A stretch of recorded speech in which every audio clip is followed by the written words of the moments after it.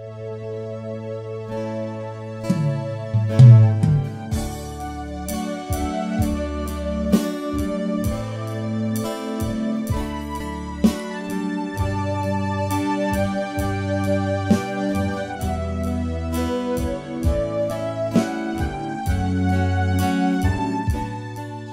selamat siang Bapak Ibu Saudara-saudari yang terkasih, juga pendengar yang setia dimanapun Anda berada. Kita boleh bertemu kembali di dalam waktu yang sangat indah, ya. Dan kami percaya bahwa Tuhan akan berbicara lebih dan lebih lagi di dalam kehidupan saudara dan saya. Mari kita siapkan hati, kita akan masuk dalam doa. Bapa dalam surga, kami mengucap syukur untuk kami senantiasa mendapatkan kesempatan boleh belajar lebih dan lebih dalam lagi.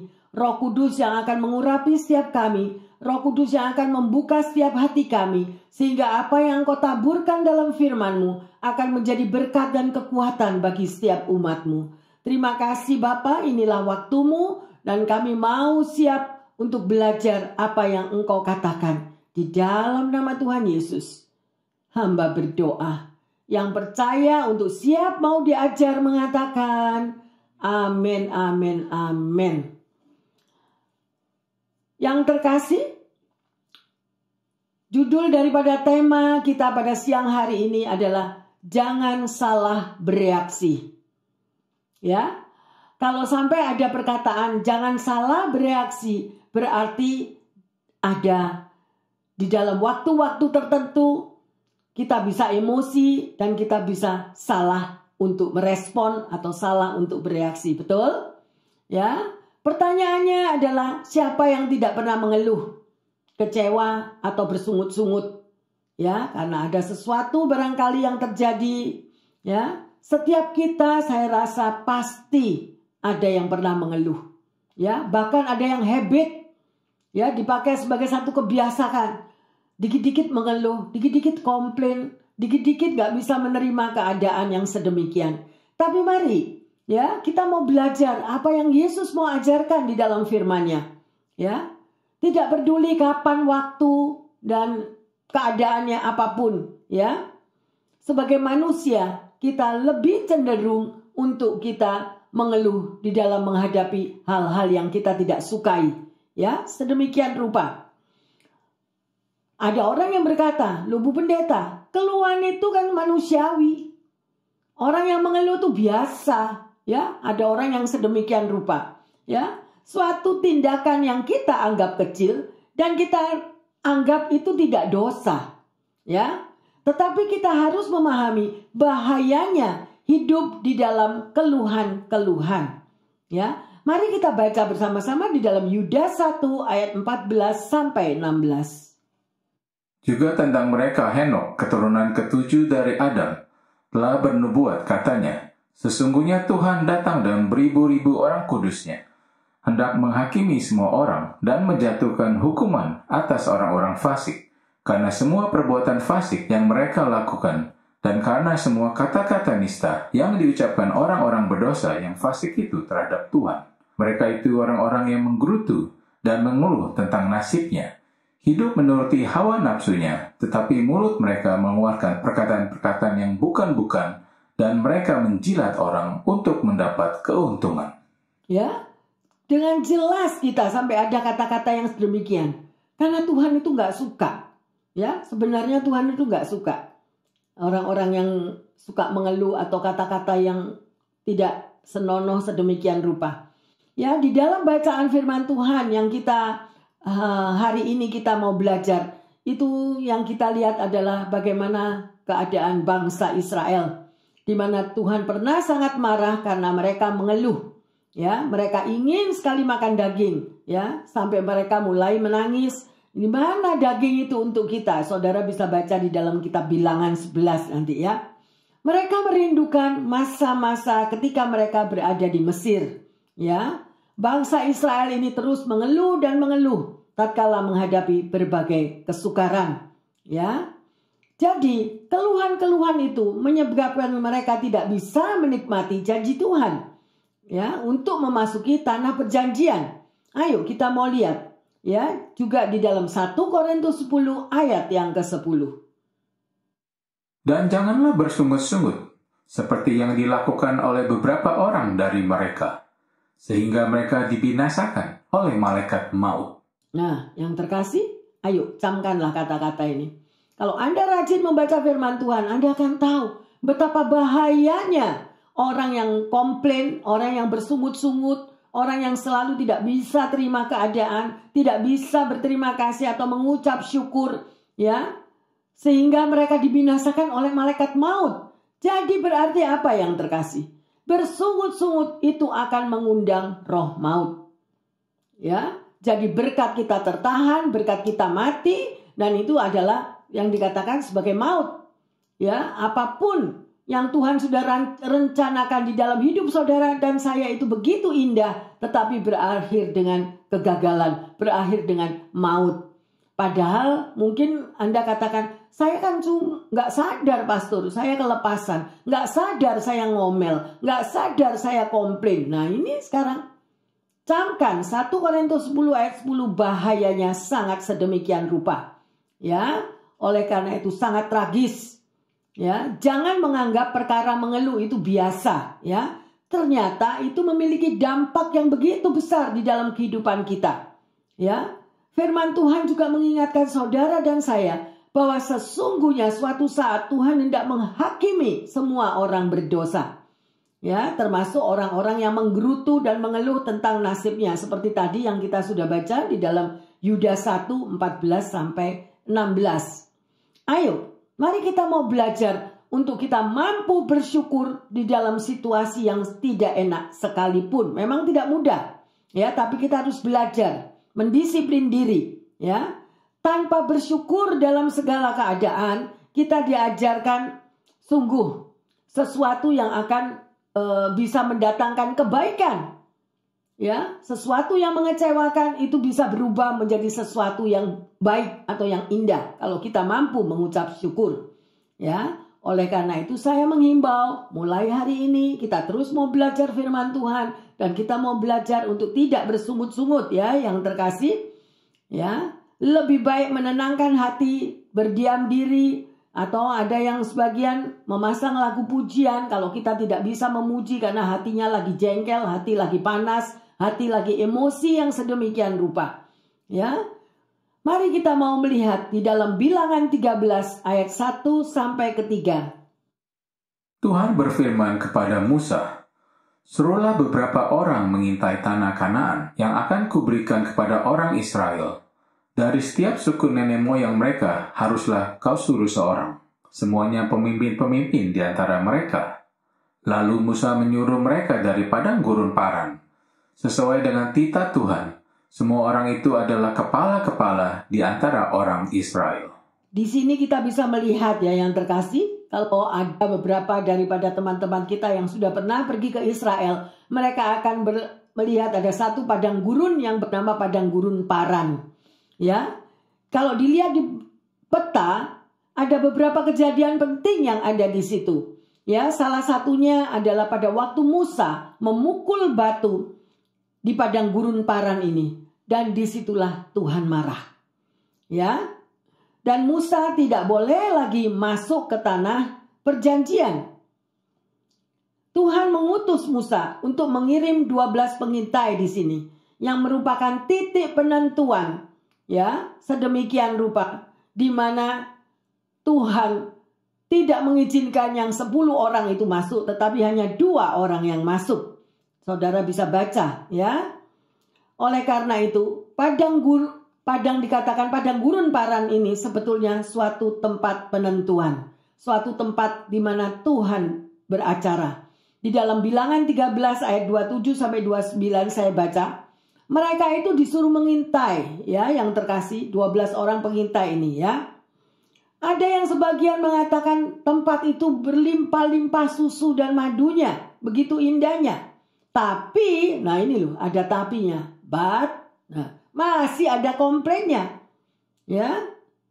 Ada orang yang Tuhan berikan anaknya lahir begitu sehat, begitu indah, cakep, pandai. Pada waktu bertemu dengan temannya dan temannya memuji anaknya, aduh, anak kamu sehat banget, anak kamu lucu banget. Nah, si ibu yang anaknya dipuji mulai mengomentarinya. Iya, anak ini memang pandai, tetapi nakalnya luar biasa. Nah, selalu ada kata-kata yang negatif. Anak ini cerdik, anak ini, tapi ini. Ayo kita koreksi diri para orang tua. Ya, bukannya melihat bagaimana Tuhan sudah mengaruniakan. Itu titipan Tuhan. Anak-anak kita itu titipan Tuhan. Ya, jangan sekali-sekali kita mengatakan anak ini begini, anak ini begitu, ya. Ya, itu karena akan menjadi satu kenyataan nanti. Ya. Mari kita mau melihat kembali yang terkasih. Bagaimana ke-12 pengintai tadi, ya. Atau orang Mesir yang lagi, orang Israel yang lagi berjalan untuk keluar dari tempat itu. Hanya tinggal beberapa saat lagi, hanya tinggal beberapa jam lagi mereka akan masuk, ya, untuk mendapatkan daripada tanah perjanjian tersebut. Tetapi yang hasilnya adalah mengecewakan. Mengapa? Karena persungutan mereka. Dari mana saudara tahu? Ayo baca Bilangan 14, 20-24. Berfirmanlah Tuhan, aku mengampuninya sesuai dengan permintaanmu. Hanya demi aku yang hidup dan kemuliaan Tuhan memenuhi seluruh bumi. Semua orang yang telah melihat kemuliaanku dan tanda-tanda mujizat yang kuperbuat di Mesir dan di padang gurun, namun 10 kali mencobai aku dan tidak mau mendengarkan suaraku, pastilah tidak akan melihat negeri yang kujanjikan dengan bersumpah kepada nenek moyang mereka. Semua yang menista aku ini tidak akan melihatnya. Tetapi hambaku Kaleb, karena lain jiwa yang ada padanya, dan ia mengikuti aku dengan sepenuhnya, akan kubawa masuk ke negeri yang telah dimasukinya itu, dan keturunannya akan memilikinya. Haleluya. Yang terkasih di sini kita bisa melihat, ya, bagaimana pada ayat, coba dibuka pada ayat yang ke-23 di sini. Ya. Pastilah tidak akan melihat negeri yang kujanjikan bersumpah kepada nenek moyang mereka. Karena apa? Semua yang menista aku ini tidak akan melihatnya. Makanya hati-hati dengan mulut. Hati-hati dengan perkataan. Ya, kadang-kadang kita merasa kecewa. Tuhan tidak menjawab sesuai dengan kehendak kita. Kemudian kita mulai mengeluh. Kadang-kadang kita mengeluarkan perkataan yang tidak-tidak. Dan itu semuanya tercatat dan Tuhan dengar loh. Apa yang saudara dan saya ucapkan ini Tuhan dengar. Oleh karena itu berhati-hatilah di dalam kita berbicara. Ya, oleh karena itu kalau ada orang yang mengatakan, Bu Pendeta, doa saya nggak dijawab-jawab. Berapa tahun saya sudah berdoa, tapi nggak pernah dijawab. Ayo koreksi diri. Ya, ada doa-doa yang terhalang yang sedemikian rupa. Ya. Sehingga terjadi penundaan-penundaan di mana jawaban doa yang semestinya sudah dapat terjadi yang terkasih. Ya. Reaksi daripada 10 orang tadi kita bisa melihat. Reaksi yang mengeluh. Ya. Sedemikian rupa. Memang bagus tempatnya. Tapi aku melihat raksasa, aku melihat yang ini, yang itu. Nah, sedemikian rupa. Ayo mulai sekarang. Sebagai anak-anak Tuhan. Berawas-awaslah kalau kita berbicara. Amin. Ya, lebih baik kita mengucap syukur. Misalnya doa kita belum dijawab, kita bisa ubah kata-kata penantian kita. Mungkin di dalam hati ini kita kecewa. Tapi kita mau percaya. Kalau ada satu penundaan, berarti ada sesuatu apapun yang kita belum benar di hadapan Tuhan. Betul? Ya, oleh karena itu stop. Usahakan. Memang itu mendisiplin untuk kita tidak bereaksi negatif itu sulit. Karena udah kebiasaan, ya, manusia daging kita lah ini loh. Manusia daging kita itu harus dikontrol, harus ditundukkan. Manusia rohani kita yang harus kita beri makan terus dan belajarlah akan firman Tuhan. Ya, lebih baik kita mau, ya, mentaati apa yang Tuhan firmankan daripada kita tertunda. Seperti orang Israel Mesia cuma 40 hari menjadi 40 tahun. Padahal itu tinggal selangkah lagi loh udah masuk tanah perjanjian. Sampai bisa berputar yang sedemikian rupa. Ya, oleh karena itu manusia daging harus kita tundukkan. Amin yang terkasih. Ya, sedemikian rupa. Ya, mengeluh kita tahu sekarang itu mengundang satu roh kematian. Artinya apa? Mati rohani, mati blessingnya, mati jawaban doa, semuanya menjadi tertunda. Jangan mau lagi, karena ini yang berbicara adalah Alkitab. Kalau semua yang tertulis di dalam Alkitab itu ya dan amin. Pegang tadi 1 Korintus 10 ayat 10. Ya, luar biasa sedemikian rupa. Ya, apapun yang Tuhan sudah promosikan kepada Anda. Ya, Tuhan sudah promosikan. Tuhan sudah memberikan vision. Ya, kamu akan dipromosi, kamu akan naik jabatan, kamu akan pindah pekerjaan, kamu akan mendapatkan blessing sedemikian rupa. Tetapi Tuhan itu selalu melihat hatimu dan hatiku. Kalau di hati kita ini ada panas hati, kita komplain, kita nggak suka ada orang yang mengatai kita nggak suka ada orang yang mempunyai rancangan-rancangan yang negatif dalam hidup kita. Langsung kita bereaksi marah. Sekalipun kita belum bertindak, tapi marah itu sudah ada di dalam hati kita, maka itu pun jawaban akan tertunda. Ya, karena Tuhan selalu bekerja dengan hati yang terkasih. Ya, ayo kita lihat di dalam Bilangan 16 ayat 1 dan 2. Korah bin Yihar bin Kehat bin Lewi beserta Datan dan Abiram, anak-anak Eliab, dan On bin Pelet, ketiganya orang-orang Ruben, mengajak orang-orang untuk memberontak melawan Musa, beserta 250 orang Israel, pemimpin-pemimpin umat itu, yaitu orang-orang yang dipilih oleh rapat, semuanya orang-orang yang kenamaan. Ya, di sini kita bisa melihat ya bagaimana semuanya itu mereka memberontak untuk melawan Musa. Kita lanjut di dalam Bilangan 16 ayat 20 dan 21, kemudian 24 sampai 26. Lalu berfirmanlah Tuhan kepada Musa dan Harun, "Pisahkanlah dirimu dari tengah-tengah umat ini, supaya kuhancurkan mereka dalam sekejap mata. Katakanlah kepada umat itu, pergilah dari sekeliling tempat kediaman Korah, Datan, dan Abiram." Lalu pergilah Musa kepada Datan dan Abiram, dan para tua-tua Israel mengikuti dia. Berkatalah ia kepada umat itu, "Baiklah kamu menjauhi dari kemah orang-orang fasik ini, dan janganlah kamu kena kepada sesuatu apapun dari kepunyaan mereka, supaya kamu jangan mati lenyap oleh karena segala dosa mereka." Ya, oleh karena itu yang terkasih, berhati-hatilah.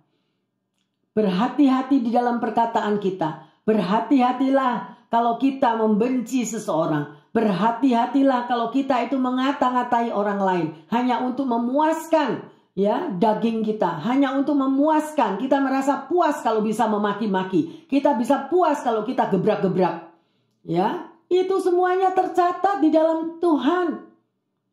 Dan kalau hal itu sudah terjadi, apapun yang terkasih, kita masih merasa benar, ya, jangan harap akan ada jawaban doa.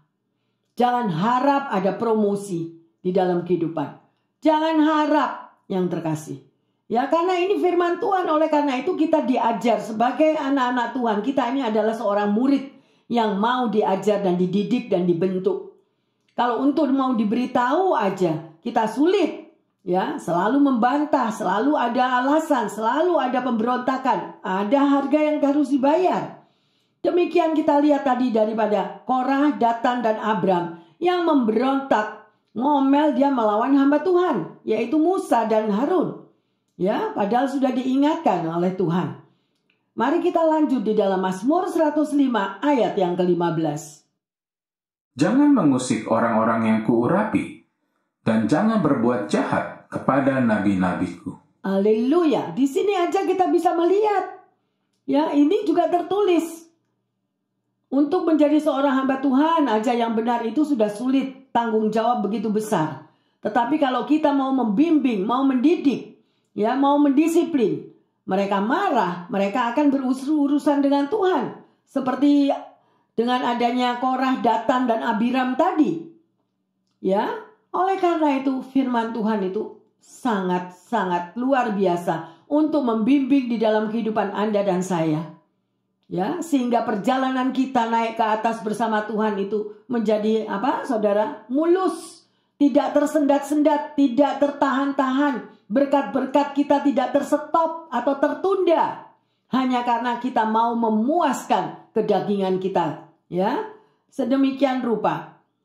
Mari kita mau melihat ya di dalam Bilangan 16 ayat 31 sampai 33. Baru saja ia selesai mengucapkan segala perkataan itu, maka terbelah tanah di bawah mereka, dan bumi membuka mulutnya dan menelan mereka dengan seisi rumahnya, dan dengan semua orang yang ada pada Korah, dan dengan segala harta milik mereka.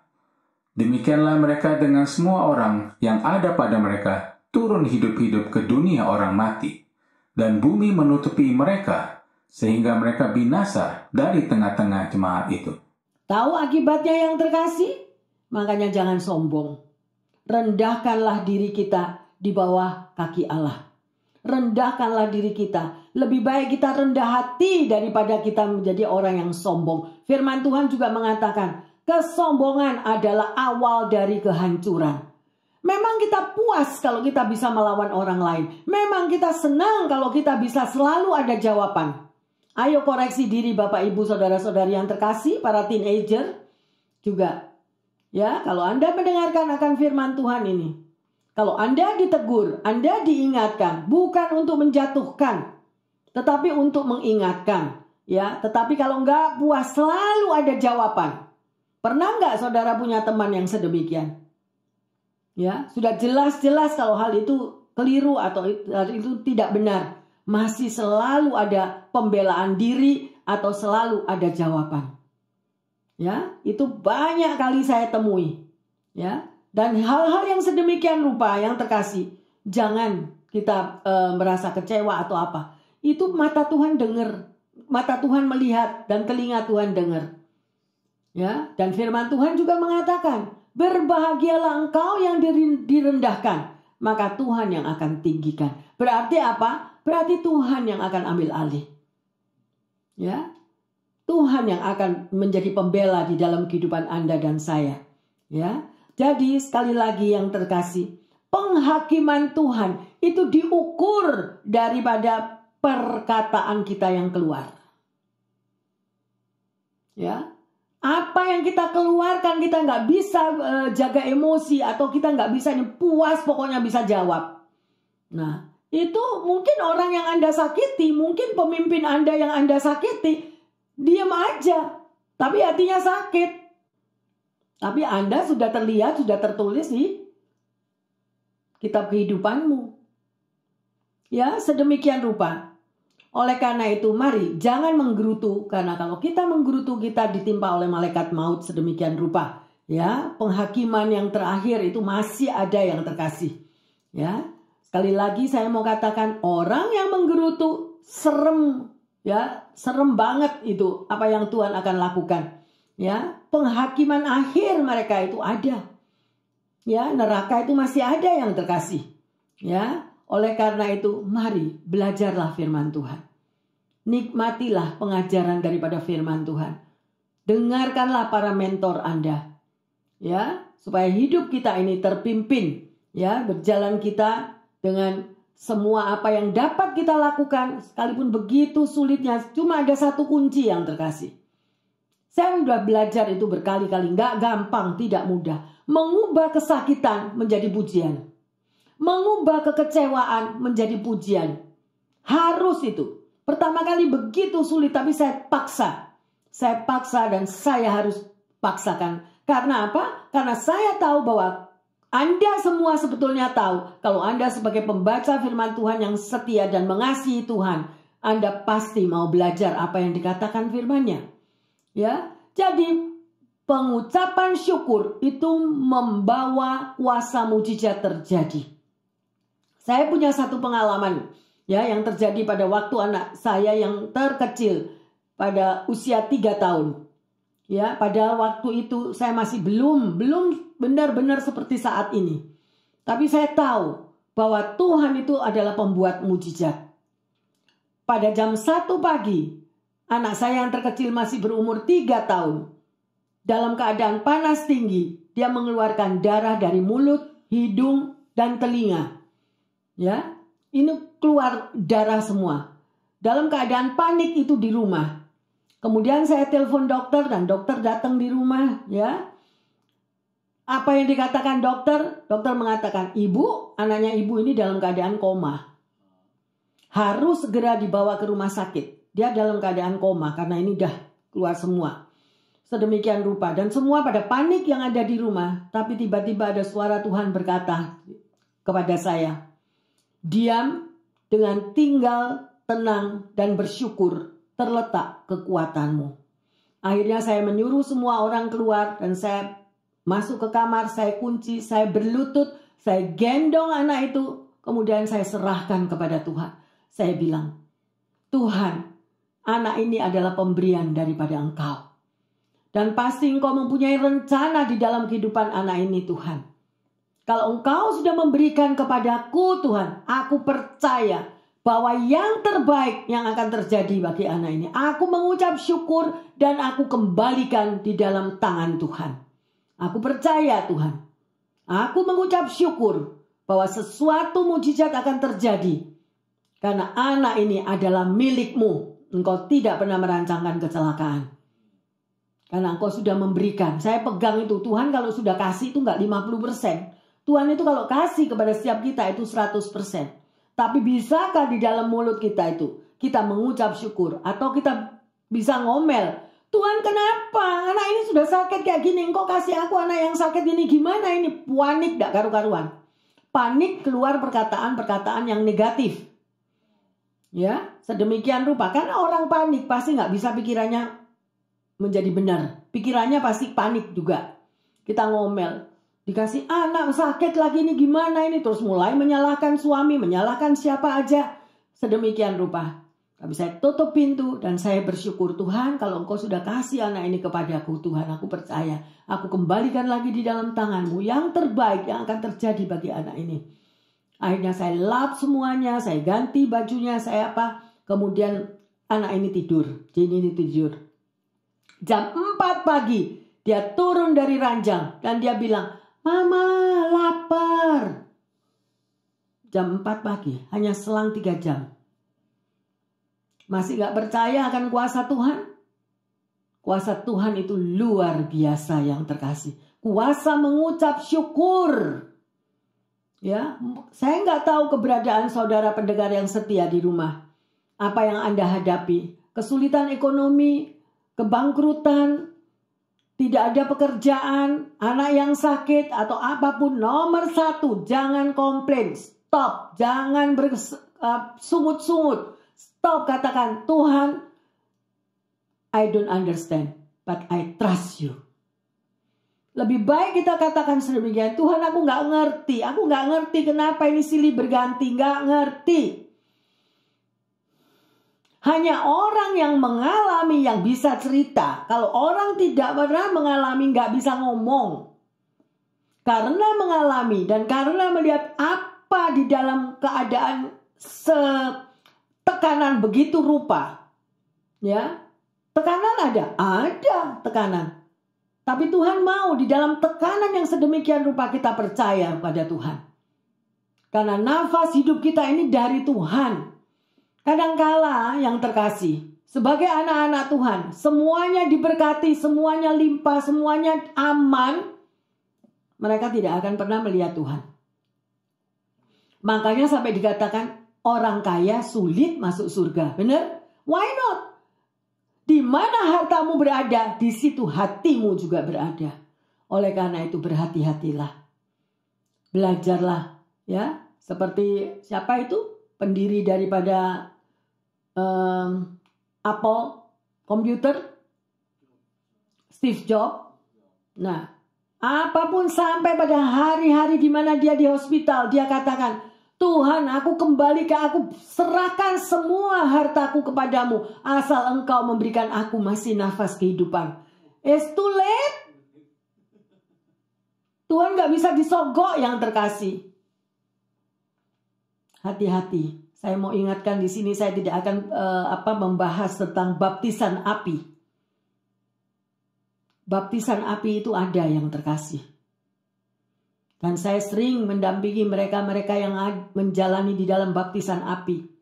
Karena pada waktu masih sehat, pada waktu masih memiliki segala-galanya, diproses itu komplain, diproses nggak mau, di pelepasan tidak mau, apapun tidak mau, bayarnya waktu mau pulang.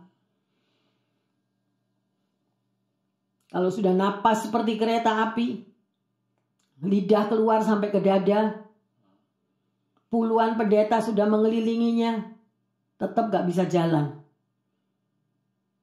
Di mana ada roh maut yang mempermainkan. Berhati-hatilah, jangan sombong. Kita hidup ini cuma sesaat loh yang terkasih. Kita hidup ini cuma sebentar. Semua bakal pulang. Ayo, belajar untuk mengucap syukur. Jangan salah bereaksi. Jangan salah bereaksi. Ya, lebih baik kita menyerah. Lebih baik di dalam hari-hari kita masih diberikan nafas hidup. Beri yang terbaik untuk Tuhan. Ya, apa saja yang kita lakukan yang terbaik. Semuanya serba ekstra. Ekstra terbaik, ekstra bekerja, ekstra apapun. Kadang-kadang memang sakit itu butuh pengorbanan. Tanpa pengorbanan gak bisa kita mengasihi musuh kita. Gak bisa. Gak mudah. Untuk mengasihi orang yang tidak kita sukai. Tidak mudah. Hanya untuk penundukan diri. Karena kalau kita tidak bisa berarti kita ini sombong. Tuhan gak mau orang sombong yang terkasih. Ayo kita mau belajar ya sedemikian rupa. Ada seseorang yang menceritakan di dalam kehidupan pada waktu semuanya itu bangkrut keadaannya. Ya, mereka mengalami kebangkrutan di satu negara. Saya nggak sebut negara mana. Sampai dari seorang miliarder akhirnya menjadi naik bus turun bus. Miliarder loh. Naik bus turun bus. Dan pada waktu itu anaknya, karena dia ini anak wanita ini adalah anak miliarder, pacaran dengan anaknya seorang pria juga anaknya miliarder. Jadi sama-sama orang konglomerat. Dua-dua sudah mau menikah. Tapi pada waktu dari grup wanita ini mereka bankrupt. Akhirnya putuslah hubungan mereka ini. Akhirnya yang cewek ini berangkatlah pergi ke negara yang lain. Ya, karena dengan hancur hati dia melihat orang tuanya bankrupt, sudah nggak bisa, dia bilang aku harus bisa mengangkat orang tuaku. Tuhan, aku nggak tahu, tapi aku mengucap syukur kepadamu Tuhan, Engkau akan angkat kembali orang tuaku, Engkau akan angkat kembali hidupku. Akhirnya si cewek ini berangkatlah ke satu negara yang lain. Dan di dalam negara yang lain itu dia mulai bekerja dari zero, menjadi seorang penjual donat. Dari seorang penjual donat, dari jual makanan dari jam 4 pagi, selesai jam 11. Jam 12 dia kerja lagi di fast food, pulang jam 10 malam, dan itulah sedemikian rupa. Tapi pada satu hari Tuhan mengubah hidupnya. Di mana dia akhirnya dikenalkan dengan seseorang miliarder dari negara itu. Dan itu adalah anak dari orang nomor 1 di negara itu, dan akhirnya mereka menikah. Kisah nyata loh ini, saya cuma tidak mau sebut nama.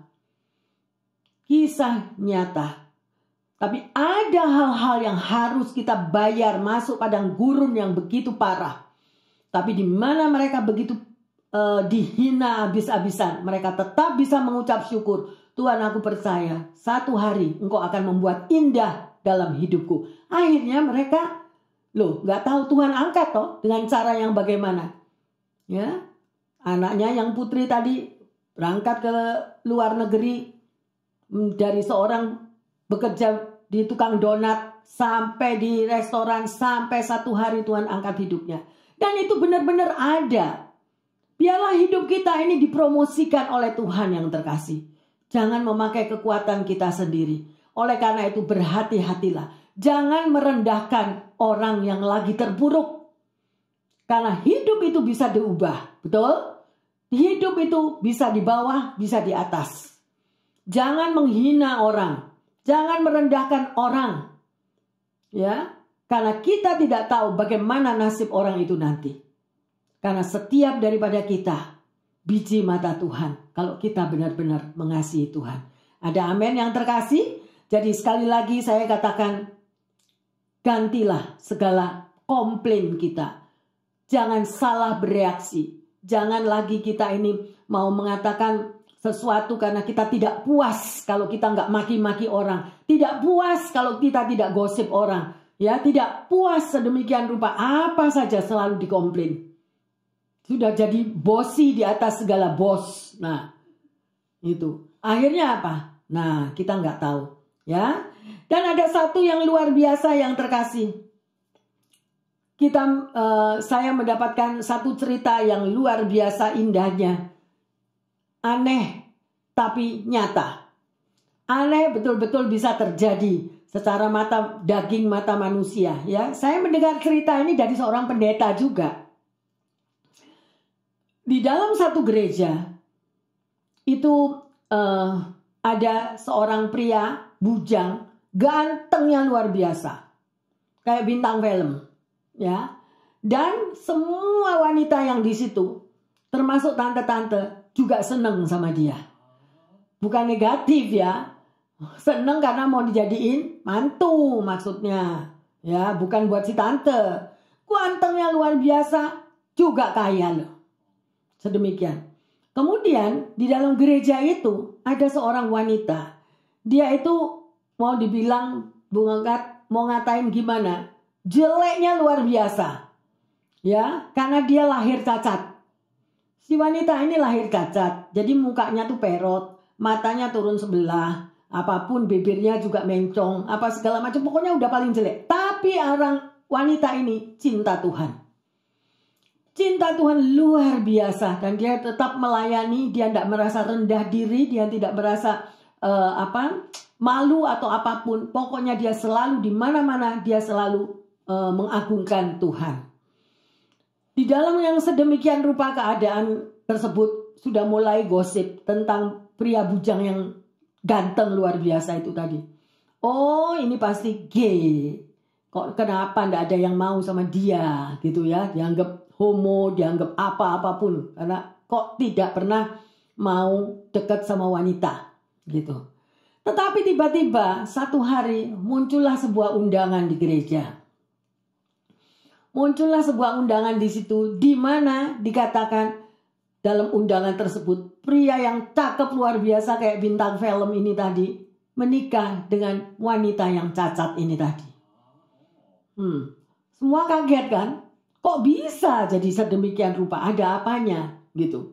Karena ini orang kaya, akhirnya mereka menikah dan semuanya pada tanda tanya yang besar. Gimana ya? Kok bisa yang pria ini bisa mencintai wanita yang cacat sedemikian rupa itu? Akhirnya mereka itu berbulan madu 1 bulan jalan-jalan ke luar negeri.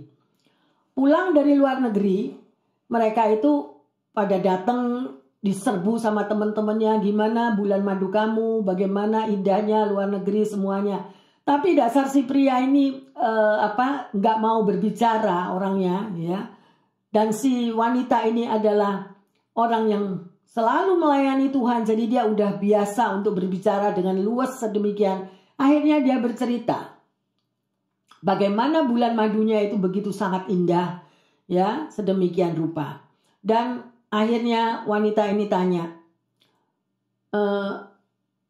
apakah kalian tahu bahwa suami saya itu ada sesuatu yang cacat? Gitu, nggak ada yang tahu, ya. Dan di sini kita mau belajar favor Tuhan. Anda dan saya itu semuanya memiliki favor Tuhan kalau kita itu benar berdiri di atas firman Tuhan. Ya, menjadi seorang yang rendah hati, bukan orang yang sombong, ya. Orang yang sombong sulit mendapatkan favor Tuhan. Bukan saya menghakimi, bukan, ini Alkitab yang ngomong, ya. Sedemikian rupa.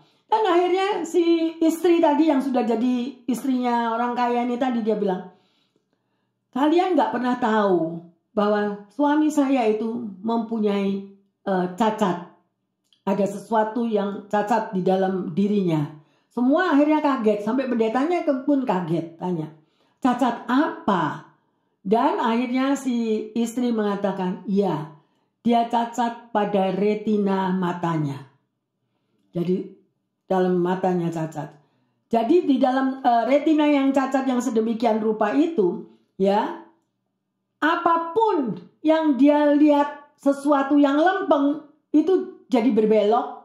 Apa yang dia lihat berbelok itu semuanya indah. Ngerti nggak? Ngerti nggak? Ya, jadi Tuhan itu luar biasa. Nah, dari luar kelihatannya begitu handsome, sudah kalah bintang film yang sedemikian apapun, ya. Tapi dia cacat pada kedua matanya. Lah matanya itu memiliki cacat, dia tidak bisa melihat hal-hal yang lempeng, hal-hal yang benar. Jadi yang dia lihat lempeng itu menjadi berbelok-belok, tapi yang nggak lempeng semuanya itu begitu indah. Jadi mata si suami ini kalau melihat si cewek yang cacat itu cantiknya luar biasa. Nah, ngerti kan? Tapi kalau dilihat dari mata Tuhan, apa yang lihat? Hatinya yang indah. Hati daripada cewek ini adalah hati yang sangat indah, yang sedemikian rupa. Nah, ini loh kita bisa ngelihat favor Tuhan, betul? Ya, tapi secara mata manusia dagingnya nggak ada yang tahu. Saya mendengar cerita dari pendeta ini, saya tertawa juga. Saya melihat Tuhan luar biasa ya. Tuhan luar biasa. Sejauh mata Anda dan saya melihat, kita nggak akan tahu, betul? Tapi mata Tuhan tahu. Dan Tuhan selalu menyediakan favor buat anak-anaknya. Ya. Tapi kalau anak ini kita bisa lihat, anak yang cacat, wanita yang cacat ini, kalau dia dari dulunya dia lahir dalam keadaan cacat, dia terus komplain. Dia terus mengasihani diri. Kenapa aku kok dilahirkan cacat? Kenapa aku kok dilahirkan orang tuaku begini, begitu? Apapun dia selalu komplain. Maka dia tidak akan memiliki hari depan. Betul? Tapi karena dia selalu bersyukur. Dan dia selalu melayani Tuhan sedemikian rupa. Tanpa pamrih, tanpa perjuangan yang apapun dia tidak mau. Ya, tidak ada kata-kata merasa berat. Nah, favor Tuhan turun atas dia. Yang terkasih, suatu cerita yang sungguh-sungguh bukan dibuat-buat dan ini kisah nyata. Ya, apapun bagi Tuhan tidak ada yang mustahil. Oleh karena itu, mari kita berkaca. Sudahkah hidupku ini sesuai dengan apa yang Tuhan mau? Ya, karena Tuhan itu tidak ada yang mustahil, yang terkasih. Ya, sedemikian rupa. Ya. Jadi si suami tadi itu sejak kecil itu nggak pernah bisa lihat garis lurus, itu nggak bisa. Itu cacatnya yang ada di matanya. Ya, dokternya aja nggak tahu kok. Ya pasti sudah orang kaya. Ya toh sedemikian rupa. Jadi sekarang kita bisa melihat bagaimana kalau pria ini tadi melihat cewek cantik. Ya, nah sedemikian rupa. Jadi yang cantik itu jadi bengkok semua. Nah, yang bengkok itu jadi yang cantik yang sedemikian di dunia. The most beautiful one in the world. Coba suaminya kalau ngomong istrinya. Padahal itu cacat. Nah, masih percaya Tuhan tidak bisa mengubah apapun yang terburuk, yang terjelek di dalam hidupmu. Tuhan bisa ubah. Asal sesuai kita memiliki hati cinta Tuhan. Amin. Ya, luar biasa. Belajarlah untuk selalu mengucap syukur yang terkasih. Ya, tidak ada kata terlambat di dalam Tuhan. Karena untuk mendatangkan favor Tuhan, untuk mendatangkan itu sesuatu yang indah daripada Tuhan, grace ya, kemurahan daripada Tuhan, itu ada harga yang harus kita mau ikuti. Menjadi seorang yang rendah hati, tanpa komplain, tanpa bersungut-sungut, tidak self pity, tidak selalu menyalahkan orang lain sedemikian rupa. Karena itu akan malaikat maut akan menyergap atau malaikat maut akan mengambil daripada semuanya itu. Kita masih ingat nggak bagaimana Yesus memberi makan 5.000 orang? Dengan berapa? Apa yang dilakukan? 5 roti dan 2 ikan. Cukup nggak kasih makan 5.000 orang? Nah, sudah sangat amat tidak cukup. Ya, sedemikian. Tapi apa yang Yesus lakukan? Yesus mengucap syukur. Bapak, Ibu, Saudara-saudari yang terkasih, dimanapun Anda berada juga jemaat yang sayang Tuhan, kita sekarang tahu. Rubahlah Stop mulai sekarang. Untuk lagi tidak mencari kesalahan orang lain. Tidak lagi untuk bersungut-sungut. Tidak lagi untuk kita mau komplain. Maka semuanya itu kita akan menunda. Terjadi penundaan terus. 40 hari jadi 40 tahun loh. Jangan mau, saya nggak mau. Aduh, ya. Seberapa kita mau melihat kasih Bapa yang luar biasa. Jadi di dalam mengucap syukur pasti ada mukjizat. Ada amin. Haleluya. Hari ini kita sudah belajar yang terkasih, jangan salah bereaksi. Ya. Pertanyaannya, apakah kita menganggap bahwa sifat mengeluh adalah perkara yang biasa? Ayo, koreksi diri. Ya. Bagaimana firman Tuhan memandang saudara dan saya di dalam hal-hal kita sering mengeluh. Ya.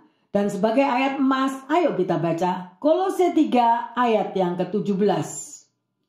Nah, segala sesuatu yang kamu lakukan dengan perkataan atau perbuatan, lakukanlah semuanya itu dalam nama Tuhan Yesus, sambil mengucap syukur oleh Dia kepada Allah Bapa kita. Haleluya ya. Jadi segala sesuatu yang kita lakukan, baik dengan perkataan atau perbuatan, kita harus tahu. Kita lakukan semua untuk siapa? Tuhan Yesus. Sambil apa? Mengucap syukur. Ada orang yang kerja ya kerja, tapi ngomel terus. Nah itu hilang udah berkatnya. Ya, kita mau berubah yang terkasih. Sekali lagi saya katakan, jangan salah bereaksi. Hidup adalah kesempatan. Raihlah berkat-berkat yang luar biasa yang Tuhan sudah promosikan di dalam hidup saudara dan saya. Amin. Mari bersama-sama dengan kami yang ada di sini kita mau menyembah ubah hatiku Tuhan.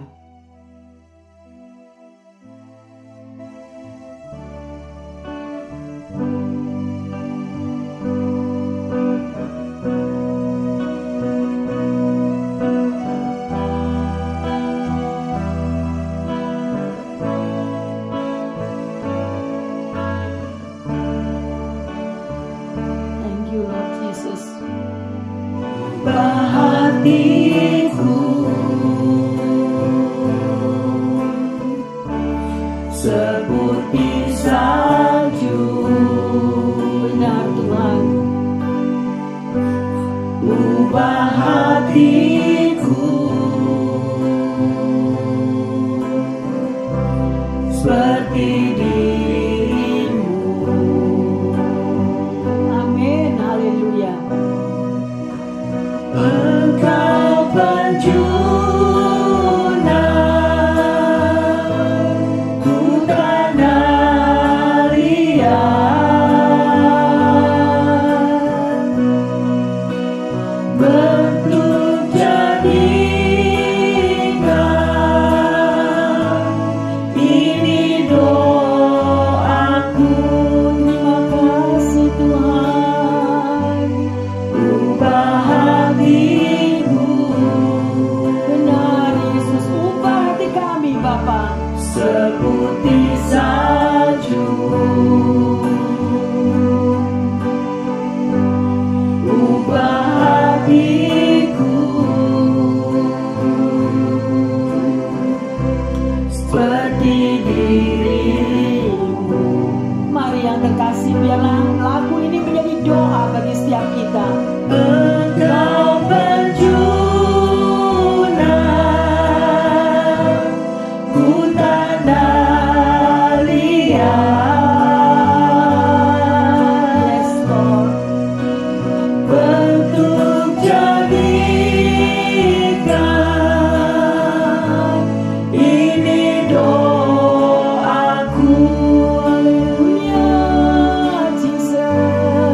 Ubah hatiku, Ubah hati kami ya Bapa. Ubah hati jemaat maupun pendengar yang setia dimanapun mereka berada Tuhan. Ubah hati kami semua agar kami tidak selalu lagi salah melangkah, salah bereaksi Tuhan. Sehingga segala apapun berkat yang Kau curahkan akan tertunda ya Bapa.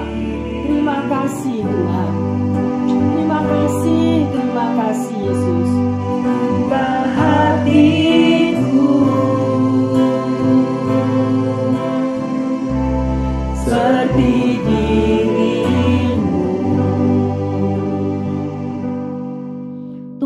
Yesus, kami berterima kasih sebab Engkau selalu baik dan bahwasanya Engkau mau mengajarkan kepada kami akan jalan-jalan-Mu sehingga kami tidak salah melangkah, sehingga kami tidak salah bereaksi di dalam menghidupi perjalanan kami ke depan ini ya Bapa. Ampuni segala kesalahan dosa kami. Ampuni kalau kami sering kali terbawa oleh perasaan kami, sehingga kami selalu jatuh di dalam menghakimi, jatuh di dalam segala kata-kata yang menggerutu, bersungut-sungut ya Tuhan. Ampuni dan ampuni. Berikan kami senantiasa Tuhan untuk mau berawas-awas, untuk tidak salah di dalam melakukan perkataan, mengeluarkan perkataan apapun Tuhan. Tidak ada lagi kata-kata yang bersungut-sungut Tuhan, tetapi kami mau belajar untuk mengucap syukur di dalam segala perkara. Karena kami percaya bahwa di dalam kami bersyukur Tuhan, selalu ada mujizat yang Engkau sediakan. Terima kasih Bapa, apapun keadaannya, kami mau Tuhan untuk selalu mengucap syukur seperti yang Engkau ajarkan. Bapa, biarlah firman yang ditaburkan ini menjadi berkat dan kekuatan bagi pendengar yang setia, bagi jemaat dimanapun mereka berada Tuhan. Nyatakanlah Tuhan, bagi mereka yang saat ini membutuhkan Tuhan kesembuhan akan keberadaan Tuhan di dalam sakit penyakit, di dalam keadaan ekonomi mereka Tuhan, pekerjaan atau hubungan Tuhan di dalam keluarga rumah tangga mereka. Bapa, Engkau mampu Tuhan. Kami mau tetap mengucap syukur bahwa Tuhan akan membuat indah pada waktunya. Terima kasih Tuhan Yesus. Terima kasih. Di dalam nama Tuhan Yesus, hamba berdoa dan mengucap syukur. Haleluya, haleluya. Bapak Ibu pendengar yang terkasih, ya, fokuslah selalu kepada hal-hal yang baik yang Tuhan sudah karuniakan.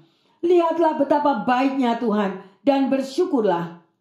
Catatlah selalu hal-hal yang baik yang Anda sudah pernah alami di waktu yang lampau. Tuhan Yesus memberkati semuanya. Amin.